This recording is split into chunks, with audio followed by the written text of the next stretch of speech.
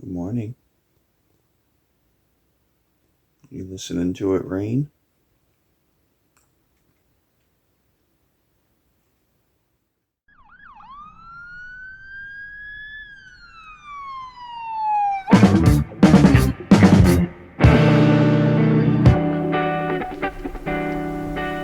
Hi everyone.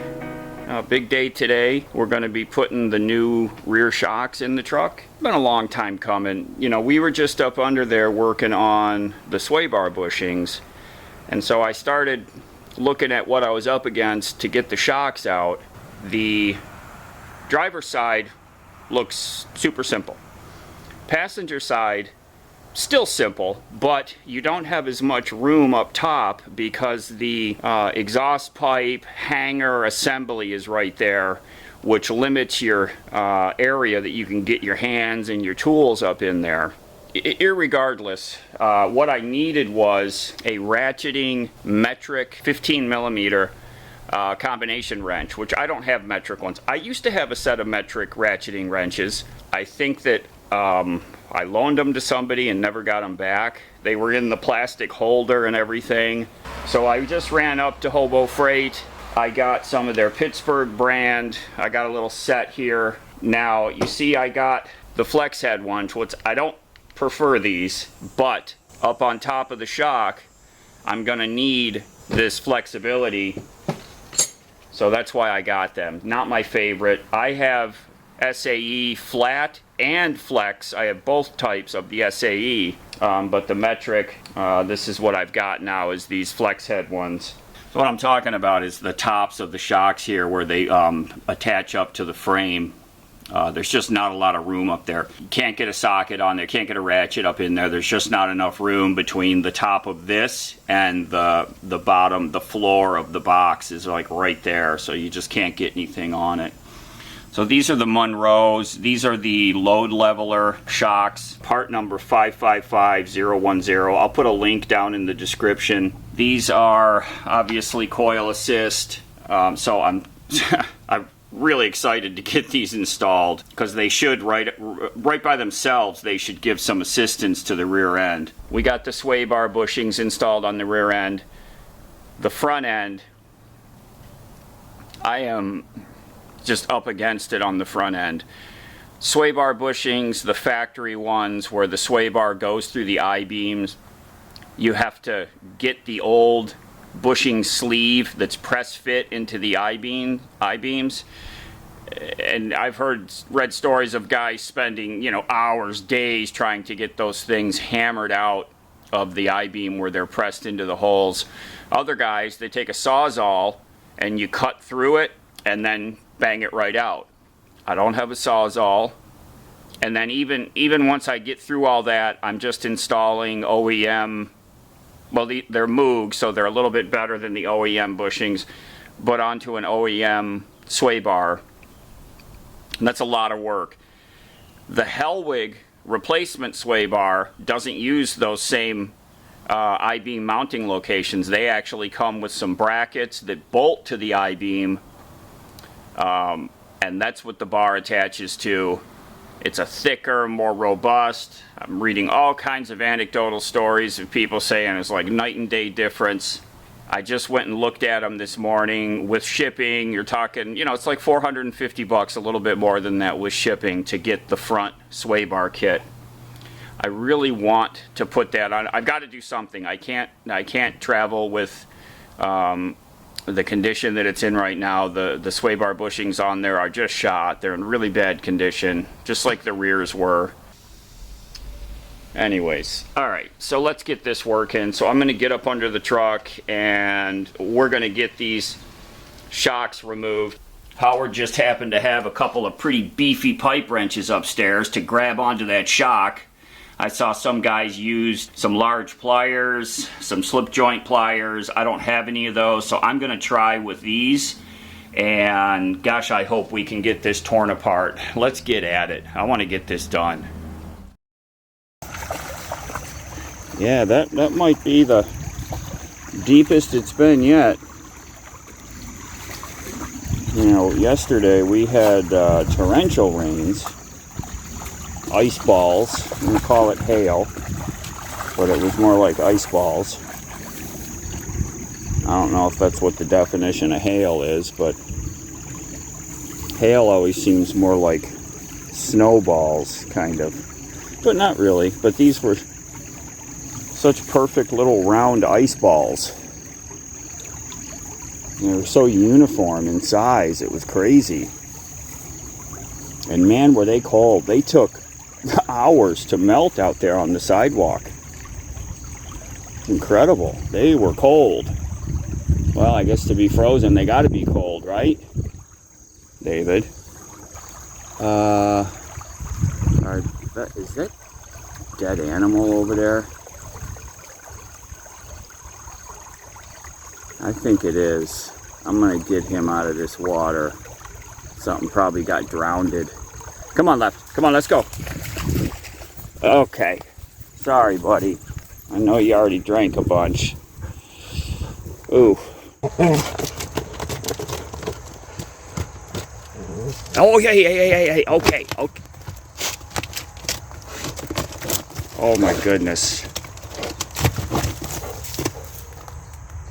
Oh, I know he's in there. I saw him, huh?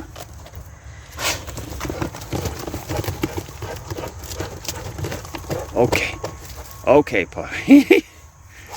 Oh my goodness, I want you to get splinters.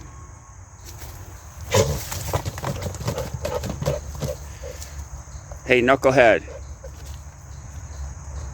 Come on. Okay. Now you got a bunch of tree sawdust and rot dust all over you. Okay. Come on, let's go. Come on, Come on. There's the top of the shock. You see that protruding post right there? I've got a wrench on it right now. I was just verifying the size. That's my regular box end wrench right there, non-ratcheting. So if I get the ratcheting one on there and then put that pipe wrench on the body of the shock here to spin it, hopefully that's what's going to get these released. Now you can see this is the passenger side. All this is in the way. In contrast, this is the driver's side. Look how easy. There's nothing in the way. There's the bolt right there, the nut I should say. Shock body right here. You know, if this exhaust system wasn't here on this side, it would be a super simple job. So that's the only downside to this, is this side here. So I'm going to start on the difficult side first, and we'll get it out of the way. I mean, the upside is there's a lot of room under here. I don't have the truck raised up at all, no need to. So all six wheels on the ground. I do that a lot. There's my rear end with all the new seals and bearings and everything and fluid. The new sway bar bushings that we put on yesterday, the new links. Let's get this done.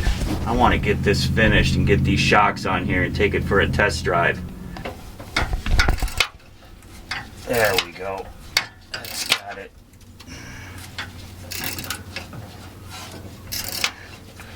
So this is just a slow and steady. Got a lot of... So I'm just ratcheting the wrench up here. Yeah, see, without this ratcheting wrench, I would be making all kinds of bad word noises right now.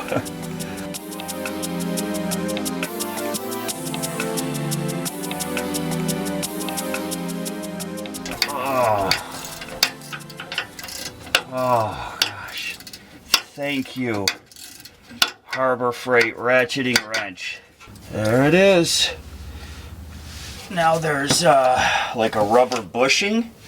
So let's get the shock out of here. We're gonna undo the bottom bolt, drop it down, and then we can get that rubber bushing out of there, okay? So you're definitely gonna need a ratcheting, and I really do suggest the flex head. Without it, you know, you're gonna be hitting all of this assembly here. So get you a 15 millimeter from Harbor Freight. So the set of, was it 7 wrenches? I think it was like 30 bucks. Without it, I would have been fighting that for a long time. Hey buddy, what you doing? Go up in your chair. Come on. Out here, morning time, doing some work in the rig. I've got a lot of interior work that I haven't shown all of you because I want to get it, you know, all finished up before I put it on camera. I am going to have to show you one thing that I just did, actually. I just put up a couple of shelves right here and right here. This one went, my main goal was somewhere to put the cameras when we're camped. I used to always sit them over on the counter, and then I would want to grab one and run out the door to film something, and it was just cumbersome. So now I can fit my 2 cameras up here. But another thing that fits on this shelf like it was made for it, I have got to show you all this speaker here that I have. This is Soundcore's new Motion Boom Plus. That's a fitting name because this thing really does boom, and you can take it with you, so it's in motion. And I guess it's the Plus version. They have a whole line of different Bluetooth speakers like this. So this is battery powered, rechargeable, Bluetooth or 3.5mm aux with bass boost, an app with an equalizer to play with. I love it. Let's see what it sounds like. So I've just got one of my videos. I'm going to find some music, you know, driving music that I always play, and see if we can get something to sound decent. Fills the truck. That is a lot of volume coming out of a battery-powered portable speaker.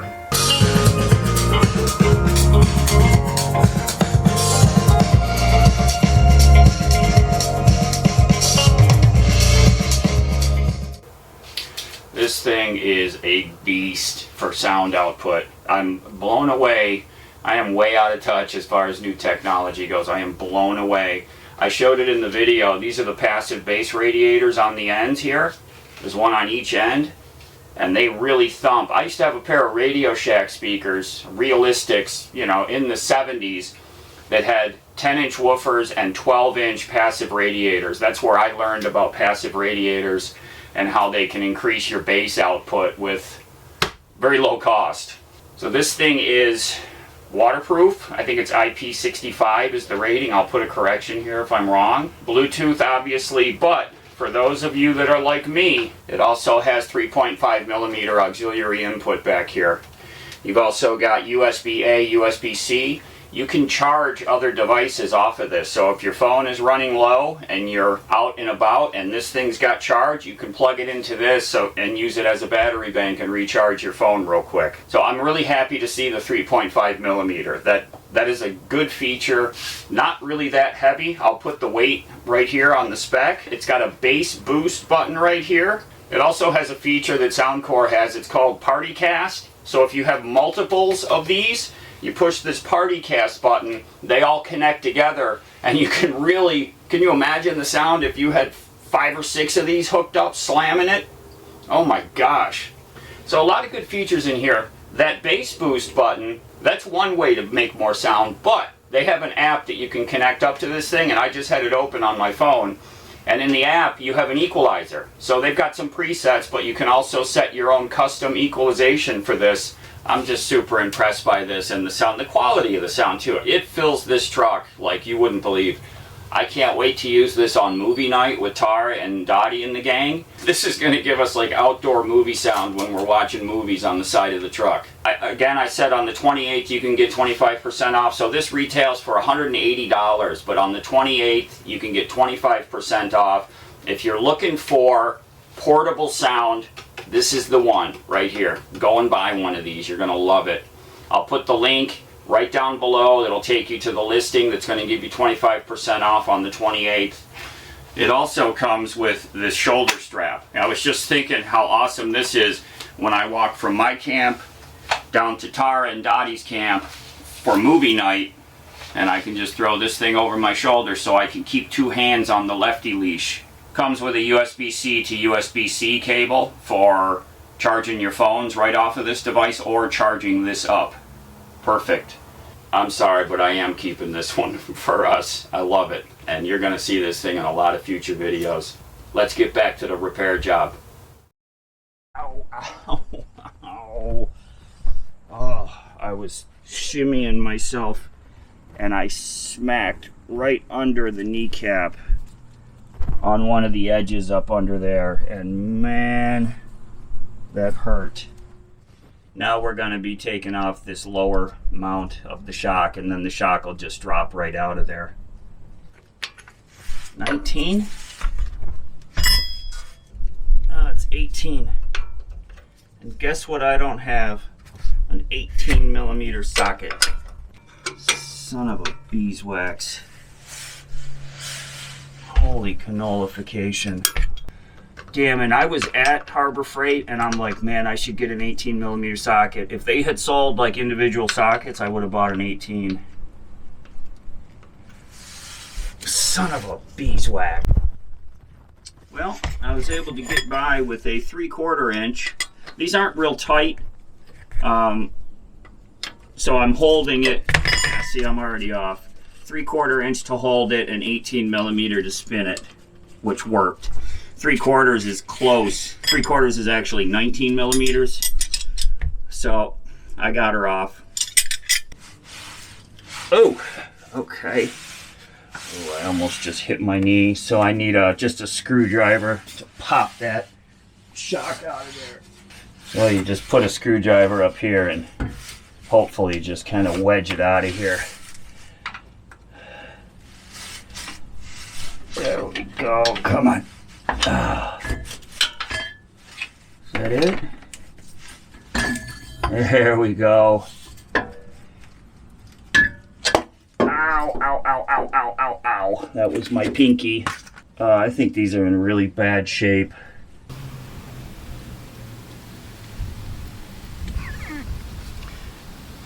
Huh, see it bounce back up?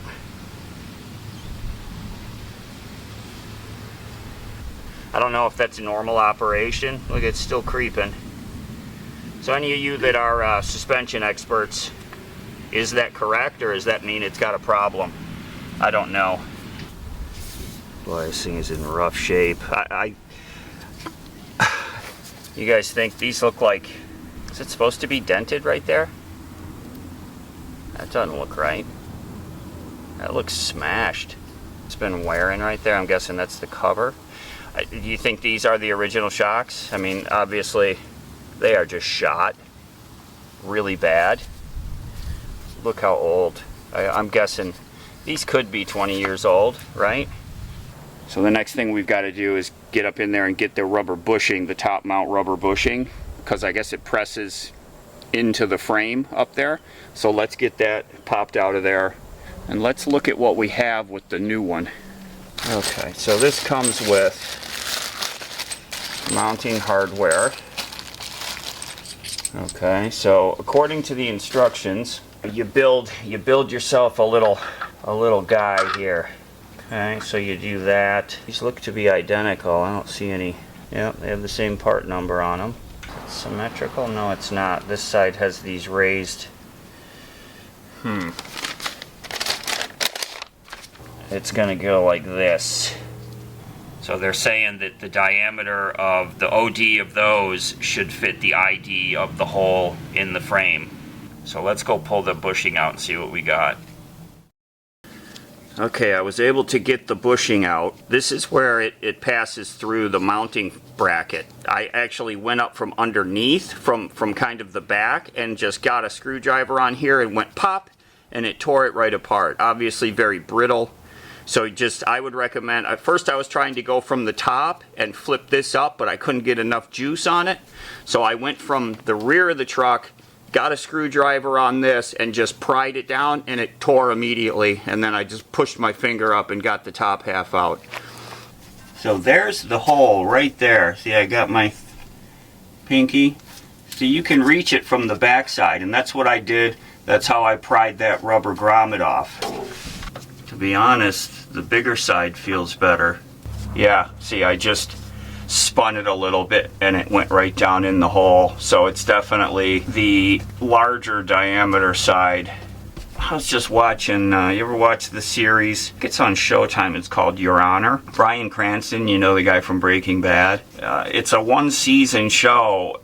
I don't know. I think it feels like they rushed the ending. Like, I don't know that there's going to be another season. Maybe it's just a one season, but it was just kind of left you hanging at the end. But I don't know that there's going to be any more. But it was a pretty decent. It was 10 episodes. Alright, let's get that shock out here, the mounting bolt. I'm going to clean that mounting bolt up a little bit, get the threads cleaned up. God damn it, David.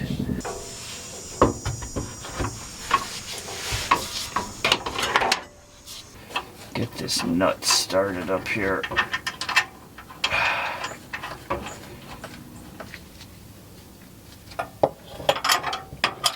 19mm this new shock mount nut is, and I don't have, I'm using a 3/4 inch combo wrench, which is 19mm, so at least I, the size, but man, this is going to take me a week of Sundays here. Unfortunately, I must have bumped the camera when I was under the truck, and I unplugged the microphone just enough that I lost audio for the rest of this job. So I'm going to do a little voiceover so you can see what I was going through here. So right here I'm showing you, this is how the bottom of the shock mounts. Now getting the shock into that lower cleat, I'm going to call it, was a bear. The top was mounted and the bottom of the shock hung about 5 inches below that cleat. Now a regular shock that's not a helper spring shock, you can compress it by hand and bring it up and get the bolt through there. Not with these coilover shocks. I had to get my floor jack. Well, first I went through trying to jack the truck up in multiple different locations. I had wood, I spent about an hour. There's no way I could get the truck jacked up enough so that I got it up a few inches, but I was still 2-3 inches away from that. So that doesn't work. So I got my floor jack and I rolled it up under the bottom of the shock with the floor jack sticking out of the back of the truck, pumping the handle and raising that shock up. Now this is under a lot of pressure. The springs are really strong. So I got it jacked up and got it into that cleat. Now once you get it into that cleat, it's held into the cleat just from the shape of the cleat. The shock comes down and the cleat goes underneath it, so it's held in there by a lot of pressure, but the hole is not lined up anywhere close to lined up. So I actually had Mom come out, got the jack back under there, because it was a combination of a little block of wood under the bottom of the shock, jacking it up a little bit, and then me getting a screwdriver through the hole, wiggling, her doing a little bit of jack, wiggling, and then finally, as I started getting it lined up, I had her lift it a few times, and I'm only talking like 1/8 of an inch at a time. And I was able to finally get the bolt through there. I called it quits after that first shock that day, because I had had enough. And again, I did the more difficult side first, not being able to reach the top of it. So before I called it quits for the day though, I pulled the shock on the driver's side, because it was so easy. You could reach everything. I had that out in like 5 minutes, that other shock, and then I left the installation of the driver's side shock for the next day. Now obviously I knew how to do it this time. It only took me about 15 or 20 minutes to get it in. I did this by myself. I didn't get Mom out. I didn't recruit her for 2 days in a row. But I was able to, I'd jack it a little, I'd go under there, I'd muscle it around. And I'm talking, I had my biggest screwdriver in there pulling with all my might to try to get that thing tweaked, to get it in the position to get that bolt through there. So it's doable, but you got to stick at it, you got to be strong, you got to have a floor jack under there to compress that shock. That's the only way I can see doing these, but it is doable. But man, those springs are strong.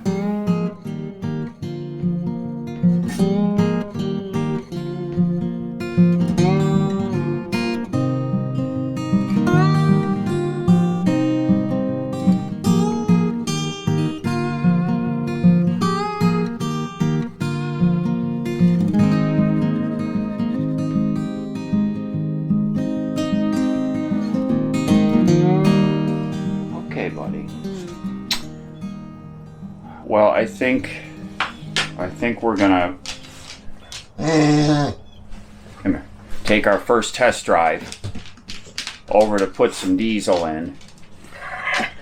Don't sneeze on me. Okay, come here. Okay, so far so good. I pushed the pedal. I got like 10 pounds of boost was the highest I saw. I didn't like lay into it all the way, but the engine sounds a little bit different. The whistle is different. You know, obviously like everything is sealed up, the air intake. I'm not saying it runs any different. It just has a little bit of a different sound to it. Seems a little quieter, so maybe that, like the air box and all that wasn't quite as good as it could have been, but I know it's definitely on there perfect now, so it just sounds a little bit quieter and the whistle is a little different. So well worth all the work. Plus I like the new whistle it's got, a little better whistle sound from the turbo. So maybe next year, turbo replacement. Let's start saving our pennies and see if we can gather up enough to get a turbo next year.